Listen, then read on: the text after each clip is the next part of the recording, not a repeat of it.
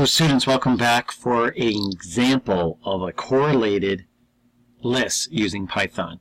I ask you to come up here and look at these two lines of code. What do you think I have? I have a list that is set to nothing, and I have a list that is set to nothing. I'm telling Python I want two lists, one that will be a string, one that will be an integer, that will contain values. Right now they contain nothing. By me having empty square brackets, a pair of empty square brackets tells Python I plan on having two lists. In a previous example to this one, we prompted the user for a name. So right here I say, give me a student name using the input function and put it in here. While they do not enter or not equal to a Q, we stay in this loop. The loop goes from here to here. Once we type a Q, we break out and go down. So what we have is a correlated.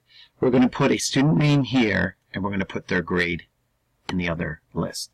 So right here, I prompt for a grade for the person. And then if the name is in the list, we say, hey, they're already in there. Else, we add the name to the list as well as their corresponding grade. And then I ask for another student, and we keep doing that until they hit a Q. Then we come out of here, and notice I use a while. I set the element to 0, and I'm not using a for loop, I am using a while. While 0 is less than the number of elements, the length is how many names are in the list. We print out the student's name from element 0 and got a grade in element 0. Then we add 1 to 0, which is 1. Then we get the next element and the next and the next. Let's run it. Okay, I'm going to put my name in there. And of course I get 100. I'm going to put my name in again. And I will put in, I don't know, 75. See, it's already there, so it ignores it. I'm going to put in Lewis, and he got a 75. I'm going to put in my friend Kevin. He got an 82.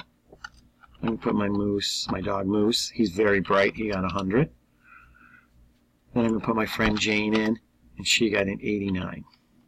I'm going to do a Q. And notice my list has Brian in element 0, Lewis in element 1, Kevin in element 2, Moose in 3, and Jane in 4. I have 5 names, Brian 0, 1, 2, 3, 4. And because Brian is correlated, it got the first element name, which is Brian, and went over to the list of integers and got the first element 0. Then Lewis was 1, and then got the 75, which was 1. Element 2 is Kevin, and the grade element 2 is 82. Moose is 3, 3, 4, and 4.